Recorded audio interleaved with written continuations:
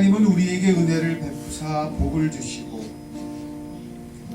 그 얼굴의 빛을 우리에게 비추사 주의 도를 땅 위에 주의 구원을 모든 나라에게 나타내어 주시옵소서. 아버지, 이 예배 가운데는 그런 주의 얼굴빛이 가득하기를 원합니다. 그래서 주님의 도가, 주님의 구원이 우리 가운데 역사하시며 우리를 살리시며 우리를 주님께 더 가까이 이끄시는 현장이 되게 해 주옵소서. 삶에 지친 영혼들이 그렇게 주 가까이 서서 위로를 얻게 하시고 상한 마음들이 나음을 입게 되는 오늘이 되게 하여 주옵소서. 사도신경 고백합니다.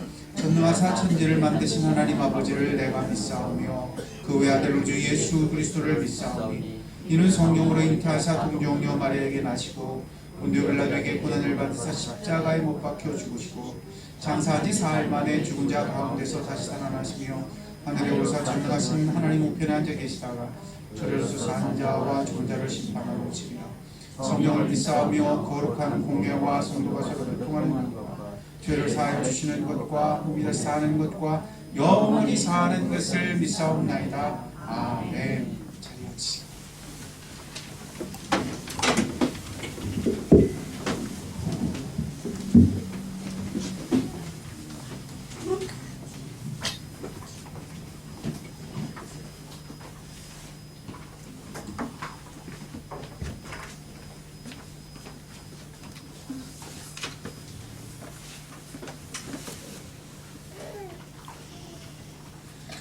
한 주 어떻게 보내셨나요? 오늘 드디어 우리가 건반을 쓰기 시작했어요.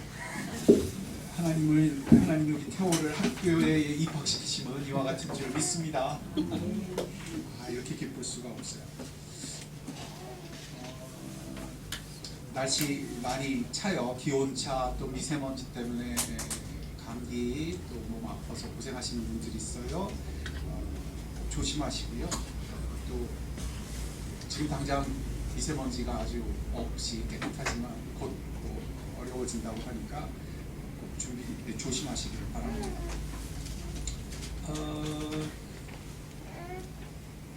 성전 헌금을 이제 작정하고 드리고 하는 일들을 할 거예요.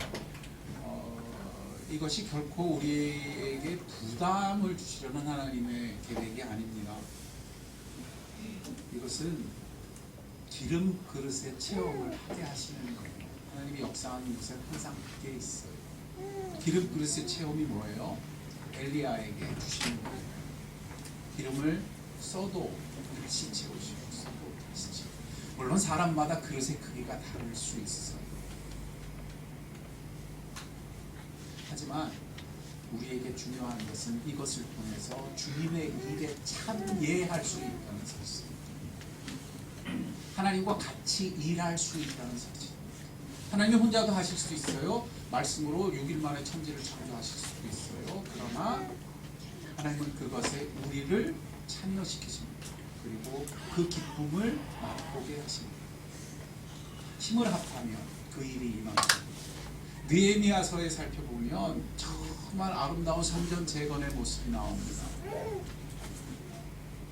그때 모든 사람들이 하나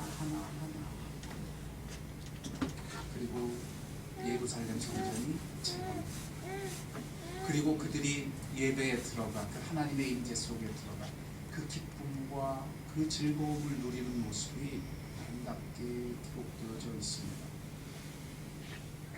이 일에 여러분들이 그런 예배와 기쁨으로 걸어가실 수 있기를 축원드립니다. 오늘 하나님이 우리에게 특별히 주시는 말씀은 요한계시록 19장 말씀.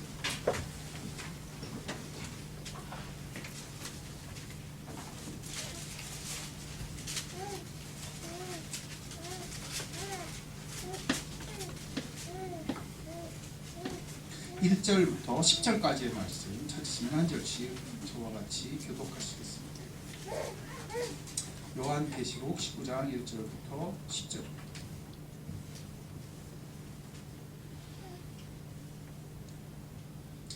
제가 먼저 봅니다. 이 일 후에 내가 들으니 하늘에 허다한 무리의 큰 음성 같은 것이 있어 이르되 할렐루야 구원과 영광과 능력이 우리 하나님께 있도다.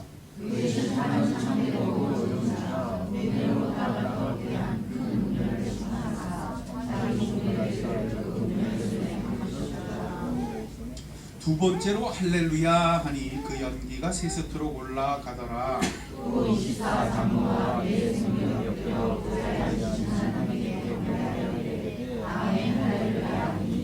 보좌에서 음성이 나서 이르기를 하나님의 종들 곧 그를 경외하는 너희들아 작은 자나 큰 자나 다 우리 하나님께 찬송하라 하더라.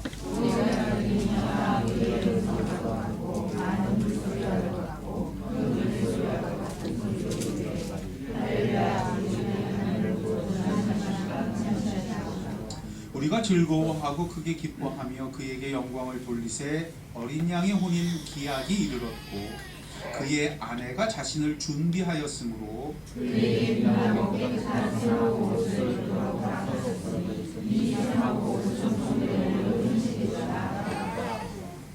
천사가 내게 말하기를 기록하라. 어린 양의 혼인잔치에 청함을 받은 자들이 복이 있도다 하고 또 내게 말하되 이것은 하나님의 참되신 말씀이라 하기로 내가 그 말하기를 듣는다니 그가 나에게 말하기를 나는 너와 이 예수의 주님을 찾을 때에 하늘과 같이 된 종이 상관을 하지 말고 오직 하나님께 경외하라. 예수의 주님을 전하라 하더라. 기도하겠습니다. 이제 이 계시록 후반부 마지막에 기록해 주시는 이 복된 음성이 오늘 하나님의 음성이 되어 우리 마음에 들을 때 생명이 되게 하시고 생수가 되게 하시고 주께서 우리를 변화시키는 능력이 되게 하여 주옵소서. 듣는 자들마다 하나님을 이처럼 경험하게 하시고 오늘 이곳에서 하나님의 가까우심을 누리게 되는 복된 영혼들이 되게 해 주옵소서. 주님 사모합니다. 예수님 이름으로 기도드렸습니다. 아멘. 요한계시록을 살피면서 우리가 주의해야 할 것이 있다고 말씀드렸습니다. 첫째가 계시록에 나오는 말씀을 문자적으로 해석하지 말자 했어요. 왜냐하면 계시록은 계시록의 언어를 갖고 있기 때문입니다. 시편이 시편의 언어를 가지고 있는 것처럼 계시록은 또 계시록의 언어를 갖고 있어요. 예를 들면 14만 4천 명이다 이것을 문자적으로 해석하게 되면 온 세상이 난리가 납니다. 이 세상에 얼마나 성도들이 많은데 14만 4천밖에 안 되겠습니까? 의미를 해석해야 하는데죠. 이것은 12지파 12제자를 곱하여도 그렇게 곱한 하나님의 백성이 하나도 빠짐없이 그 구원에 참여한다는 것을 말씀한다고 했어요. 이건 문자가 아니에요. 마찬가지로 주의해야 할 것이 두 번째로 있습니다. 이것은 계시록을 마치 나오는 이야기마다 시간표처럼 이해하는 겁니다. 이 기록이 앞에 나오고 이 기록이 뒤에 나왔고 이 기록이 또 반복되니까 이런 일이 이렇게 일어나고 이렇게 반복되겠구나 하고 이해하게 되는 것이죠. 그래서 순서대로 우리의 역사, 우리에게 일어나는 일을 성경에 나오는 것과 짝짓기를 하는 겁니다. 아, 여기 있는 건 이거 로마 시대의 사건이야. 특히 그게 이제 어떤 이들은 바벨론 심판이 있잖아요. 음녀의 심판을 로마 제국의 심판의 이야기로 해석하기도 합니다. 또 어떤 사람들은 이것은 이후에 일어난 무슨 전쟁이고 이건 1차 세계대전, 2차 세계대전이고 이거는 유럽 연합이 하나로 탄생하는 이야기고 하는 식으로 해석하는 겁니다. 왜요? 우리는 언제 어디서 관심을 모르는 것이죠. 예수님이 부활하신 다음에 제자들에게 40일 동안 머물면서 하나님 나라를 가르치시죠. 그때 제자들이 질문합니다. 뭐라고 질문해요? 하나님 나라가 임한다는데 하나님이 모든 것을 심판하신다는데 이때가 그때니까 사도행전 1장에 나와요. 왜요? 우린 관심이 너무너무 많습니다. 이때냐? 언제냐? 이유는 왜 그럴까요? 정말 무서운 게 두 깔려 있어요. 우리는 언제인 줄 알면 우리가 그걸 예비할 수 있는 것이죠.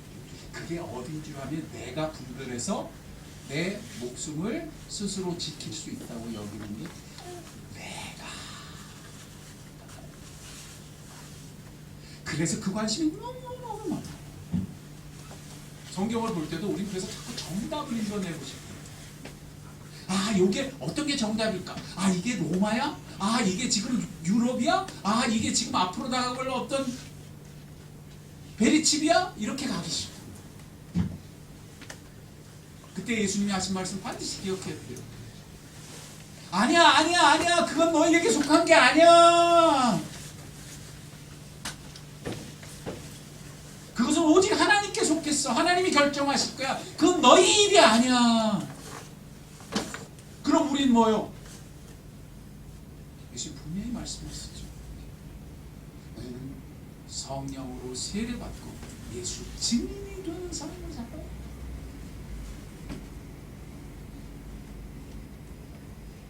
그래서 우리는 이런 무리한 해석을 피하려면 요한계시록을 볼 때 어떻게 해야 돼요? 크게 보라 그랬어요. 요건 뭐고, 요건 언제고, 요건 어떻게 되고, 요건 순수가 No.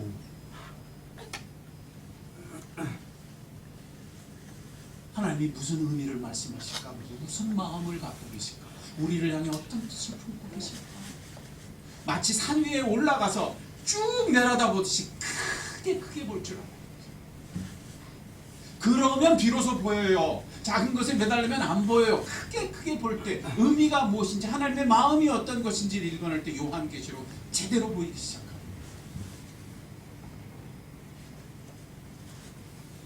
이것은 사도 요한이 이미 요한복음을 기록할 때도 마찬가지예요. 굉장히 중요한 특징인데요. 사복음서 중에 요한복음만 특별히 빼냅니다. 나머지 세 개는 공관복음이라고 불러요. 이유가 뭐냐 하면 이분들은 그야말로 사건의 순서대로 예수님이 어떻게 생애를 사셨는지를 기록해요. 그래서 나오는 것들이 되게 시간 배열로 일치돼요. 요한복음은 다릅니다. 사도 요한은 요한계시록도 그렇고 요한복음도 그렇고 의미가 중요해요. 뜻이 중요해요. 예수님은 생수야. 예수님은 빛이야. 예수님은 하나님의 아들이야. 그분이 생명의 뜻이야, 떡이야. 그래서 그걸 설명하기 위해서 예수님의 사건들을 그 뜻에 맞춰 배열해요. 시간 배열이 아닙니다. 순서 배열이 아닙니다. 요한계시록도 그렇습니다. 곳곳에 그런 의미 때문에 기록한 내용들이 많아요. 그러므로 오늘 본문 19장이 바로 그런 의미에서 굉장히 중요합니다. 이것은 앞에 17장까지 나오는 바벨론 심판 이후에 어린 양의 혼인잔치가 일어날 것이고, 그리고 이후에 20장에 또 21장에 걸쳐서 전쟁과 천년왕국과 백보자 심판이 차례대로 펼쳐진다라는 걸 말하는 게 관점이 아니에요. 오늘 본문은요, 마치 도자기처럼, 뭐처럼? 도자기처럼 하나님의 심판과 그리고 사단과의 전쟁을 감싸듯이 싸주는 역할을 합니다. 19장에 어린 양의 혼인잔치 이야기가 나오잖아요. 이게 그래서 어디에 나오게 되냐면 마지막 21장에 가서 또 나와요. 한번 볼까요? 21장 9절로 10절 보시죠.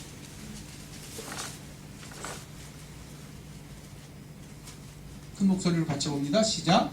7 대접을 가지고 마지막 7 재앙을 담은 7 천사 중 하나가 나와서 내게 말하여 이르되 이리 오라. 내가 신부 곧 어린 양의 누구를? 아내를 내게 보이리라 하고 성령으로 나를 이끌고 크고 높은 산으로 올라가 하나님께로부터 하늘에서 내려오는 거룩한 예루살렘을 혼인잔치입니다. 신부를 보여주는 것입니다. 이 이야기의 역할은 그래서 이후에 나오는 이야기들이 그런 보자기 역할 같이 해요. 그래서 그 큰 보자기 안에 심판의 이야기와 전쟁의 이야기와 하나님이 사단을 멸하시는 이야기를 담아. 그래서 하나님은 이것을 통해 우리에게 중요하고 소중한 것을 들려주고 싶어 하십니다. 계시록에 담겨있는 이 심판의 이야기와 계시록에 달려있는 이 놀라운 전쟁의 이야기와 재앙의 이야기들에 정말 중요한 것이 바로 오늘 19장과 이후에 펼쳐질 마지막 이야기라는 걸 들려줍니다. 무슨 뜻이에요? 너희는 내가 사랑하는 신부야. 내가 너희의 신랑이야. 내가 바로 그런 하나님이야. 우리는 고통에 관심이 많습니다. 우리는 재앙에 관심이 많습니다. 그래서 언제일지 이게 어떤 순서로 표현될지, 예수님의 재림이 천년왕국 앞에 올지 뒤에 올지, 신학자들은요 그거에 너무너무 관심이 많아가지고요, 천년왕국이 있는데 천년왕국 앞에 예수님의 재림이 있나, 뒤에 재림이 있느냐, 앞에 재림이 있으면 이런 뜻이 될 텐데 뒤에 재림이 있으면 이런 뜻이 될 텐데 백보자 심판은 또 어떻게 되는 거야? 이게 언제지? 이게 어느 때지? 그래가지고 학설이요, 9천년설, 전천년설, 아니야 그렇게 뭐 그런 것도 없어. 무천년설도 있어. 뭘 뜻합니까? 따라합시다. 내가 딱 깨줄게. 오늘 이거 딱 잡고 가야 돼요. 따라하세요. 지들도 모른다. 예수님 말씀 그대로요. 때로는 아버지께 있으니 이럴 것이다 저럴 것이다 충분할 수 있지 아무도 몰라요. 왜? 그게 요점이 아니니까. 이 심판을 보고 겁먹으라는 게 아니에요. 이 재판을 보고 겁먹으라는 게 아니에요. 하나님이 반드시 정리하신다. 왜? 내가 너희를 사랑한다. 내가 너희를 빼앗기지 않는다. 내가 반드시 너희를 혼인잔치에서 되찾아 14만 4천 하나도 빼뜨리지 않겠다.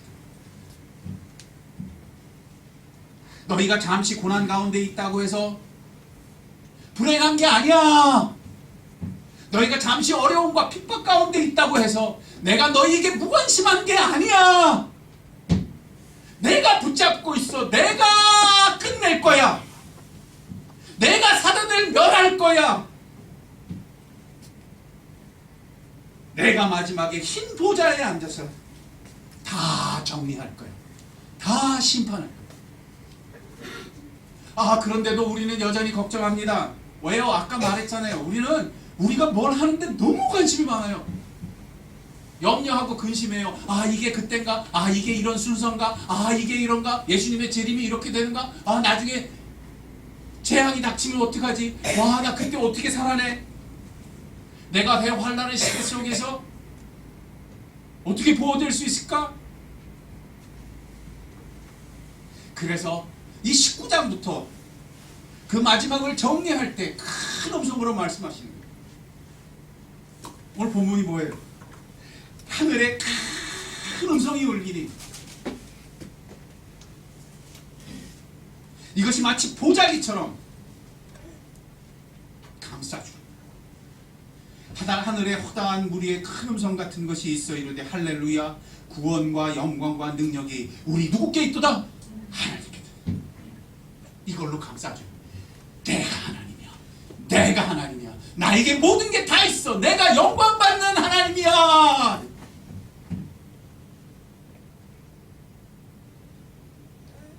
뭐가 나와요? 이후에 심판이 또 기록되죠? 그러니까 앞에 재앙하고 이거는 어떻게 되는 거예요? 몰라요.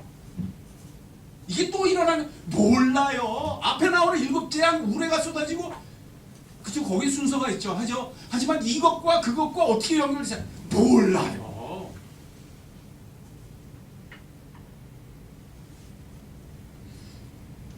말씀하는 걸 이해해야 돼요. 주님이 뜻하고 의미하는 걸 붙잡아야 돼요. 예수님이 하신 말씀을 분명히 기억하세요. 그건 너희에게 속한 게 아니야. 이때다 저때다 하는 거 듣지 마. 이 사람이다 저 사람 하는 거 듣지 마. 너희는 내 신부야. 허다한 무리의 찬송이 이어집니다. 할렐루야. 그 소리가 울리니 그 찬송은 연기가 되어서 위로 올라간다고 성경 기록합니다. 동시에 하늘과 하늘의 장로와 네 생물이 그 울림이 연기가 되어 올라오자 아멘 할렐루야 하고 또 외칩니다. 거기에 6절과 8절이 기록됩니다. 함께 오시죠. 6절과 8절 6절에서 8절 시작. 또 내가 들으니 허다한 무리의 음성과도 같고 맑은 물소리와도 같고 큰 우레소리와도 같은 소리로 이르되 할렐루야 주 우리 하나님 곧 전능하신 이가 통치하시도다. 우리가 즐거워하고 크게 기뻐하며 그에게 영광을 돌리시되 어린 양의 혼인 기약이 이르렀고 그의 아내가 자신을 준비하였으므로 그에게 빛나고 깨끗한 세마포를 입도록 허락하였으니 이 세마포 옷은 성도들의 뭐라? 오는 행실이라. 이 얘기해 주고 싶지. 잔치가 준비되었고 이제 결혼 예식이 있을 거야.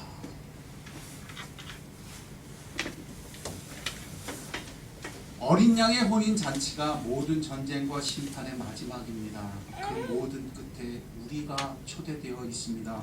이에 빛나고 깨끗한 세마포 옷을 입고 우리가 그 잔치에 그 혼인 잔치에 참여하게 됩니다.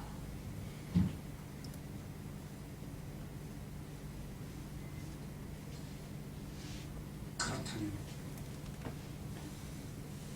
지금 이 현실의 삶에서 잠시 고통받는 우리가 전부가 아닙니다. 그렇다면 지금 약하고 힘없고 어려움 속에 있는 내가 아닙니다.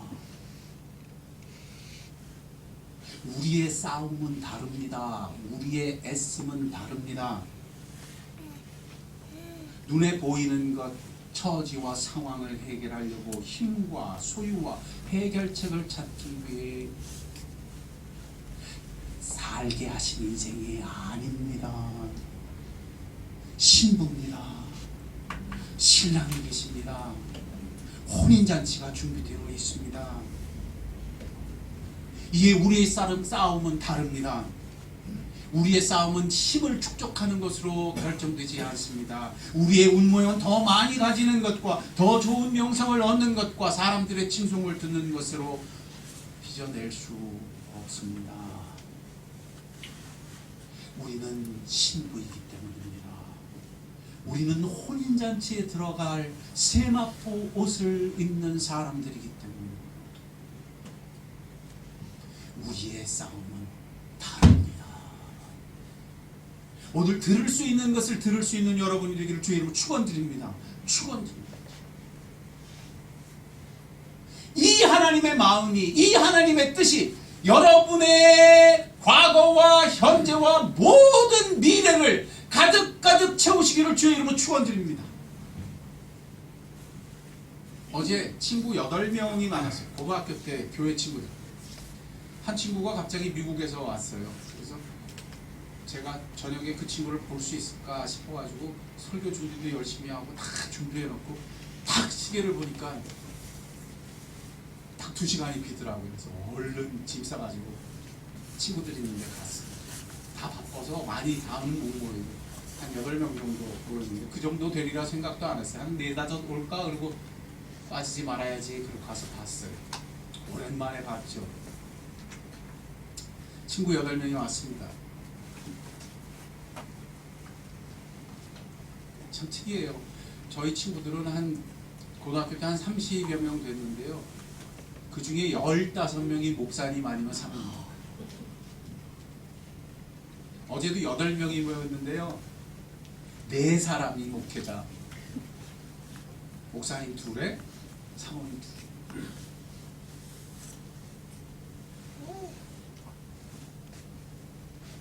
죄다 고생해요. 죄다 뭐 한다고요? 하나님의 부르심은 너무 명백해요. 그래서 살아내요. 근데 죄다 고생. 선교사님 한 분이 왔어요. 30여 년 동안 성경 번역을 하기 위해서 정말 외지로 다니면서 애들을 다 띄워놓고 교육시키고 정말 어려운 길을 걸어가요. 근데 이분이 어느 정도로 성경을 번역하냐면 이런 식이에요. 어떤 족속에게 들어가면요, 그 족속은 아예 언어가 없어요. 글이 없어요. 그러면 그들에게 글을 만들어줘요. 그리고 그걸로 성경을 번역해요. 그 사람들을 크리스찬이 되게 해서요, 그 사람 형제와 같이 성경 번역을 해요. 그래서 그게 니들 언어에서 무슨 뜻인지를 찾아서요, 문자까지 만들어서요, 성경까지 번역하고요, 그걸 검증하고요. 이름도 뭐 이상해요. 무슨 족속 무슨 족, 뚱상족 뭐 이런 것들요. 근데 그 친구가 쫓겨났어요. 신약을 거의 번역하고 쫓겨났어요. 중국에서 쫓아냈어요. 못 들어가요. 뭐예요? 한국에 오면서 또다시 그들과 같이 연락하면서 번역해요. 그래서 지금은 신약을 마치고 구약을 번역하고 있어요. 언제 다시 그곳에 돌아가 이 성경을 완성할 수 있을지. 정말 외로운 삶이죠. 그가 뒹구는 삶은요, 이렇게 화려하지가 않아요. 그저 그 족속 중에 몇 사람 데려다가 그걸 번역하고 그 일을 하고, 그렇게 일하는 사람들에게 자기가 할 수 있는 걸 또 배운 걸 전수해주고.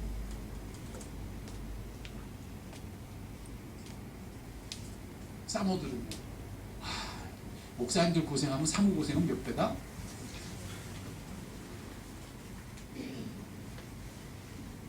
다 아라리 사연을 갖고 있어요. 그런데 그 속에서 보는 거예요. 하나님이 얼마나 영광스러우신지, 친구들이 얼마나 아름답게 그 인생을 살아내고 있는지. 목회자이면 목회자, 사모이면 사모, 사회일을 하는 친구들은 또 얼마나 아름다운 친구들.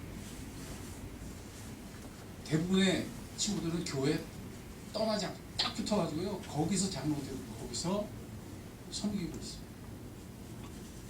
평생을 거기에 있는 얼마나 아름다운 친구.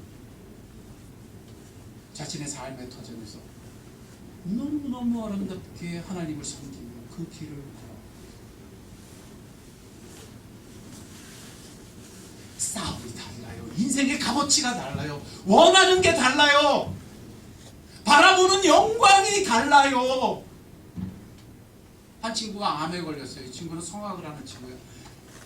정말 아름다운 목소리를 갖고 있는 형제예요. 근데 암이 걸렸어요. 그것도 어디였냐면 이 코 있는 쪽으로 암이 걸려가지고 수술을 받았어요. 근데 그게 재발되고 또 어려움에 처하고, 그 와중에서도 이 친구는 미국의 친구 찾아가면 그 친구 교회에서 또 찬양을. 어제 봤어요. 손 얹고 기도했어요. 끝까지 아름답게 주님께 부탁했어요. 손 얹고 기도할 때 선교사 목사님 와서 다 끌어안았어요. 커피숍에서 끝까지 가게 하옵소서. 다르게 살게 하옵소서. 우리가 참된 주님의 마음에 합하여 걸어가게 하옵소서.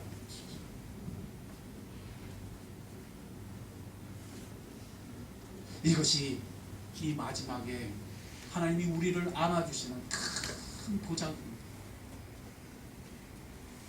할렐루야. 구원과 영광과 능력이 우리 하나님께 있도다. 이 허다한 우리의 큰 음성에 내 목소리가 합하여지는 겁니다. 내 삶을 합하는 겁니다. 내 눈에 보이는 것들이 나를 압도해오는 바로 그 현장에서, 내 삶의 한가운데서, 내가 병든 곳에서, 내가 쫓겨난 곳에서, 내가 어려운 곳에서 할렐루야를 외치는 것입니다. 그러면 기억하세요. 사람이 할 수 없는 것 성령이 도와 끝까지 가게 하실 줄 믿으시기 바랍니다. 성령 하나님은 하나님을 영화롭게 하시는 하나님이십니다. 예수 그리스도를 영화롭게 하시며 하늘 아버지가 얼마나 영광과 구원과 사랑 가운데 계신지를 우리에게 밝히 확증하시는, 인치시는 하나님이십니다. 그래야 성경 곳곳에는 이런 사람들의 기록이 기록됩니다. 사도 바울도 아팠습니다. 너무너무 아팠습니다. 그런 아픔은 그에게 심각한 약점이 되었고, 그가 고난받는 것은 사람들에게 심각한 근심이 되어서, 어떤 사람들은 그런 사도 바울을 보면서 계속 한결같이 손가락질을 했습니다. 이 고린도 교회가 그게 심했던 모양이에요. 그래서 쓰여진 게 고린도 후서예요. 아니야, 나는 그렇게 비참한 인생이 아니야. 바로 그곳에서 사도 바울은 자신의 삶을 기록으로 나눕니다. 내가 아팠어. 내가 정말 해결하지 못하는 가시 같은 게 나를 괴롭히고 있었어. 그러나 놀랍죠. 그가 병이 나아서가 아닙니다. 그 현장에서 하나님 더 위대한 일을 행하고 계셨기 때문에, 너의 약한 곳에서 내가 강할 거야. 너가 약한 그곳에서 내가 나의 능력을 나타낼 거야. 그거는 하나님 때문이야. 내가 너의 하나님이야. 넌 너의 약한 곳에서 강할 거야. 이건 무슨 얘기야? 약해도 돼. 잠시 고난 가운데 거해도 돼. 나 때문에 강하게 할 거야. 하나님이셨습니다. 나의 나된 것은 나의 약함과 나의 강함이 가로막지 못합니다. 할렐루야. 구원과 영광과 능력이 우리 하나님께 있다. 이로써 이 음성이 나의 현실을 그대로 덮어줍니다. 어제 8명 만나서 암에 걸리고 쫓겨나고 고생하니까 다들 앉아서 기가 죽었을까요? 아니면 기뻤을까요? 우리 같이 찍은 사진을 올렸어요. 카카오톡에 올렸더니 다른 데 있는 친구들이 다 연락했어요. 야, 입들이 귀에 걸렸구나. 입들이 귀에 걸렸.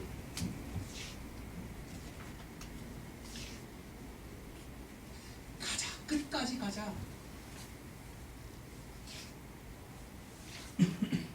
그때에만 우리는 다룰 수 있습니다. 하나님 때문입니다. 그때에만 우리는 세상의 것들을 거절할 수 있습니다. 그때에만 우리는 세상이 경쟁하고 위협하고 서로 근심하며 압도하고 두려움 속에서, 염려 속에서 서로를 해코지하는 것을 따라가지 않을 수 있습니다.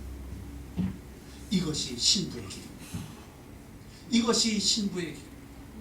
이것만이 어린 양 예수님의 신부로 초대된 구별된 삶의 방식이며, 내 약함 가운데 다른 것을 절대 드리지 않는 복된 자의 길입니다. 내 고통 가운데 무언가 좋아 보이는 그것으로 대신 채우려 한다면 절대 들어갈 수 없는 자리. 이로써 요한계시록은 마지막에 이 구별을 매우 강렬하게 기록하여 우리에게 이 질문을 던집니다. 보자기 같아서 앞에 나오고 뒤에 나온다 그랬죠? 뒤에 봅시다. 22장. 22장. 이것이 보자기로 우리에게 말씀하시는 질문입니다. 10절, 12절. 22장 마지막이에요. 10장, 22장 10절로 12절.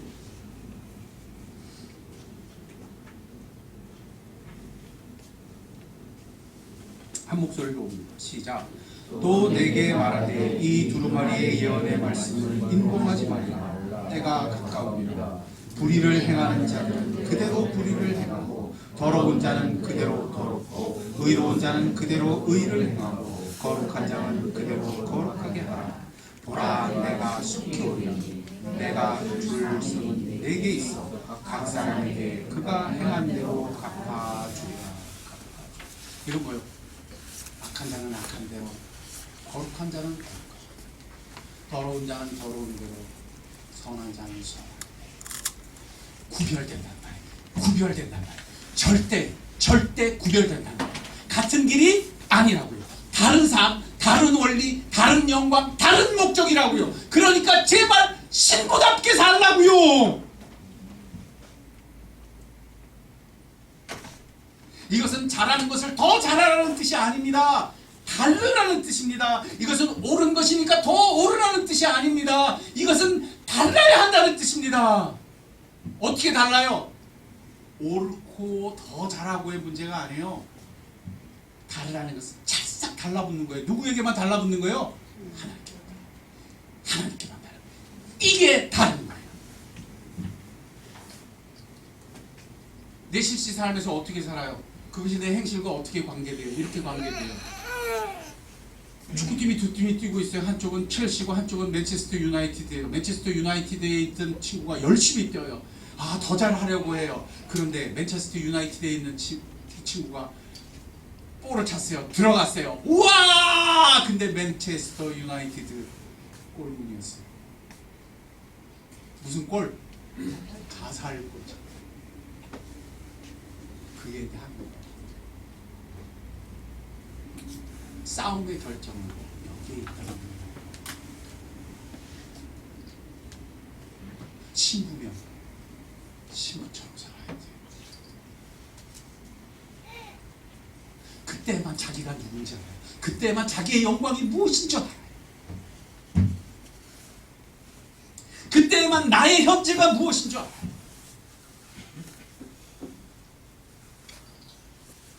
그때만 고통에서 수치를 해결하기 위하여 몸부림치며 슬퍼하는 인생을 벌일 수 있어요. 주님, 내가 첫 골문을 향해 끝까지 뛰어가기를 원합니다. 나는 오직 주님 편에 서기를 원합니다. 신부의 삶. 그것이 여러분의 오늘을 결정할 거예요. 그것이 오늘 여러분이 누구인지를 말해줄 거예요. 그것이 오늘 여러분의 하루의 시간과 하루의 값어치를 말해줄 거예요. 계시록 마지막에서 주님이 말씀하시는 것을 듣는 오늘도 되기를 원합니다.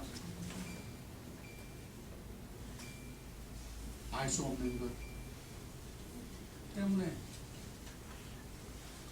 그거 안다고 되는 일은 아닌 거에 목숨 내지 맙시다. 그거 해결한다고 해결되는 것 아닌 것에 전심으로 뛰어가 골 넣으려고 하지 맙시다. 주님의 마음이 있는 곳에 여러분의 마음을 합하는 신부에게, 주님의 뜻이 있는 곳에 여러분의 삶을 합하는 신부에게, 주님이 오늘 일하시는 곳에 여러분을 합하는 복된 지혜로운 사람이 되기를 주님 축원드립니다. 눈에 보이는 것 때문에 기죽지 마요.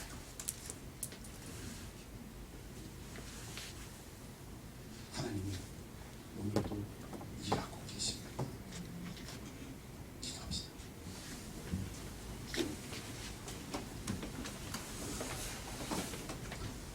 세상에서 세상 사람들과 다르게 살면 조금 불편할 뿐입니다. 돈이 없는 것도 조금 불편하고 약한 것도 조금 불편할 뿐입니다. 그러나 정말 심각한 것은 어린 양의 잔치에 참여하는 것입니다. 정말 소중한 것은 거기서 깬 사람이 되어 다른 길을 걸어가는 것입니다. 그 속에 있으면 두려울 수도 있습니다. 염려가 나를 덮어올 수도 있습니다. 그때에 이 하나님의 큰 음성을 듣게 해달라고 성령께 의뢰해야 하는 지혜로운 사람들이 되시기를 주의로 축원드립니다. 주여, 오늘 내 귀에 큰 음성 들려주셨으니 내 영혼 깨워주셨습니다. 주여 나는 끝까지 가겠나이다. 오직 하나님만이 나의 영광이시며 하나님만이 나의 구원이시며 하나님만이 나의 하나님 되시옵소서. 기도하는 이 시간 되기를 원합니다. 기도하겠습니다. 아버지 하나님 감사합니다. 우리가 이 길을 걸어갈 때에 우리의 마음을 깨워주시며 우리의 영혼을 일으켜주셔서 하나님 품에서 끝까지 걸어가는 복된 영혼들이 되게 해주십시오. 주님 나를 늘 새롭게 해주십시오. 내 생각을 늘 새롭게 해주십시오. 내 마음을 늘 새롭게 해주셔서 주님과 하나 되게 하십시오.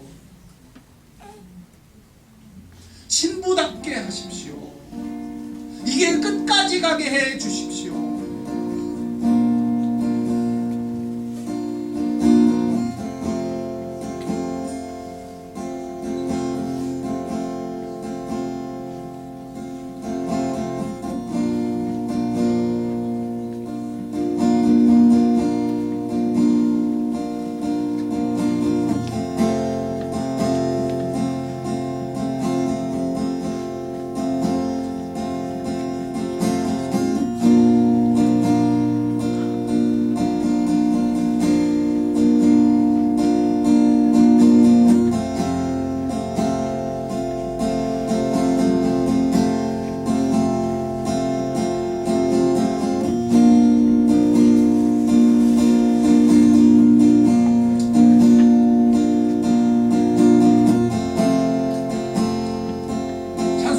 보혈을 지나 한 걸음씩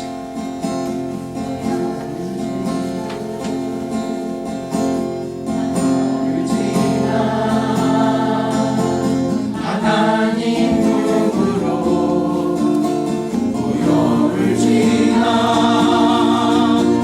아버지 품으로 보혈을 지나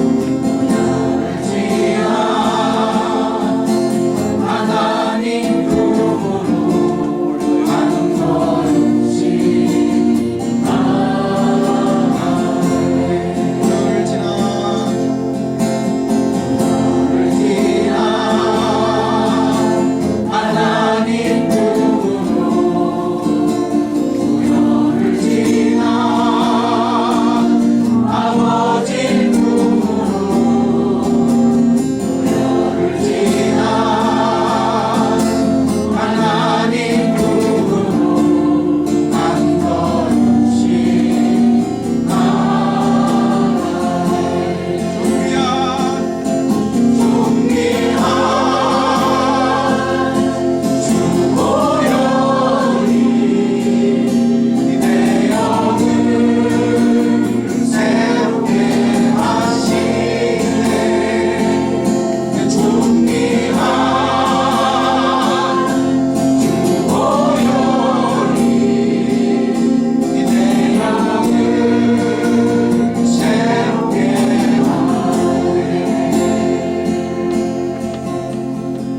기도하실 때는 가슴에 손을 얹고 눈에 손을 얹고 기도하기를 원합니다. 우리는 눈에 보이는 것 때문에 너무 쉽사리 압도되고 흔들리고 염려하고 근심합니다. 이토록 명백한 음성이 울리고 있는 현장에서도 우리는 언제 관심이 많고 어디에 관심이 많고 무엇에 관심이 많아서 막상 하나님을 주목하지 못하는 까닭. 주여 오늘 우리에게 들려주신 큰 음성 가운데 깨어났사오니 언제나 주께로만 나아가는 우리가 되게 해 주옵소서. 모든 현실에서 나를 새롭게 하여 주옵소서. 여러분 바로 길을 잃어버린 곳에 손을 얹고 기도하여 이 새롭게 하심을 구합시다. 주께서 우리를 새롭게 하여 주실 것입니다. 기도하겠습니다.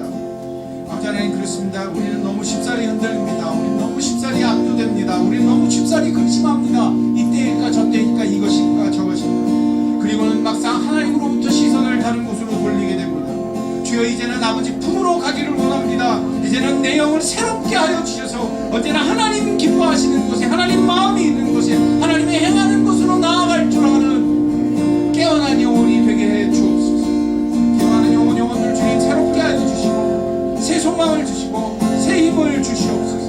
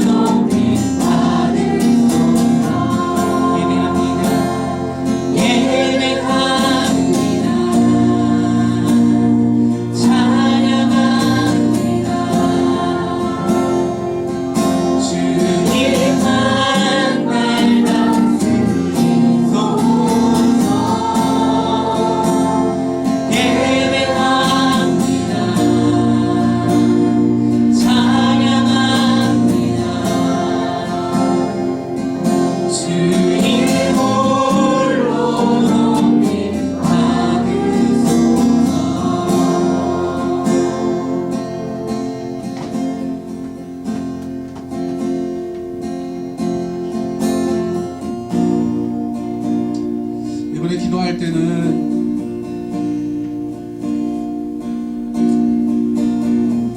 내 눈을 밝혀주셔서 아버지가 나를 부르신 곳까지 내가 가게 해 주옵소서. 아버지, 내 마음을 밝혀주셔서 아버지 마음이 있는 곳에 내가 걸어가게 해 주옵소서. 내가 잠시 흔들리고 염려하며 근심하는 일은 있겠지만 그때마다 성령께서 나의 눈을 밝히시고 그 보혈로 나를 씻으시고 내게 정결한 마음을 허락해 주셔서 내가 주님이 소중히 여기는 것을 소중히 여기는 자가 되게 하시고 주님이 나에게 품고 계신 그 열망이 내 삶에 이루어지기까지 내가 끝까지 걸어가는 자가 되게 하옵소서. 내가 신부이기를 원하나이다. 신랑이신 하나님, 나의 주님 예수 그리스도, 내가 주님께 내 마음과 나의 모든 것을 드려 주님께 합하는 자 되게 하옵소서. 내가 오늘 그 삶을 살게 하시고 내가 오늘 어려움 속에 그 삶을 결정하게 하시고 내가 오늘 혼돈과 염려 속에 내 손을 들어 주는 나의 하나님이시다 고백하게 하옵소서. 우리 같이 뜨겁게 기도하겠습니다. 아버지 하나님, 그렇습니다. 우리는 잠시 어렵습니다. 우리는 잠시 혼돈과 흔들림 가운데 거할 수도 있습니다. 그러나 주님, 내가 이제 끝까지 걸어가기를 원하나이다. 성령이여 나를 도와주시옵소서. 내게 필요하다면 나를 늘 새롭게 하시고 나에게 늘 보혈을 덮어주시고 나에게 늘 정결한 마음을 허락하여 주시옵소서. 우리로 끝까지 주님과 함께 가게 하옵소서. 주님이 있는 곳에 내가 있게 하옵소서. 주의 마음이 있는 곳에 내 마음이 있게 해주옵소서. 이렇게 기도하는 영혼들 주님 함께 합하시고 그 기뻐하시고 주님이 끝까지 인도하여 주시옵소서.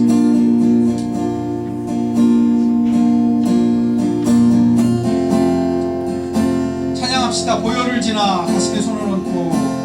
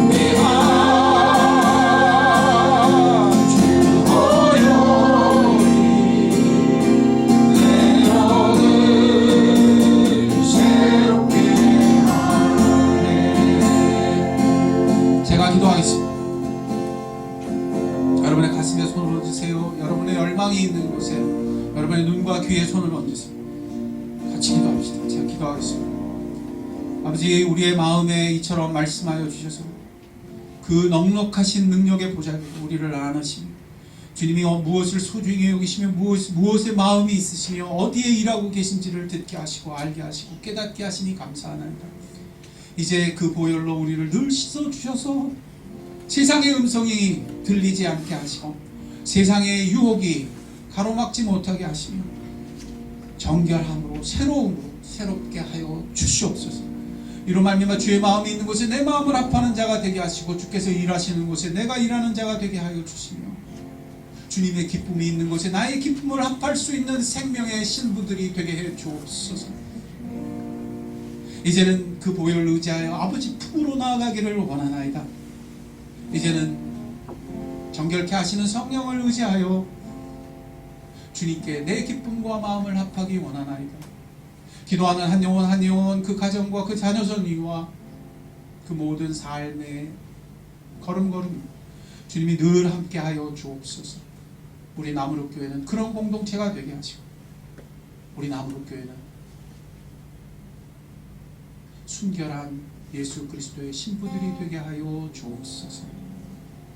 지금은 우리 주 예수 그리스도의 은혜와 하늘 아버지의 사랑하심도, 성령의 감화교통 역사 충만하심이 오늘 큰 보자기, 큰 음성, 하나님의 마음에 깨어나 마음을 합하며 내 삶을 합하는 영혼들을 위해, 그 복된 기도 위에, 가정 위에, 나무룩교회 위에 지금도 영원토록 함께 하옵시기를 간절히 축원하옵나이다. 아멘.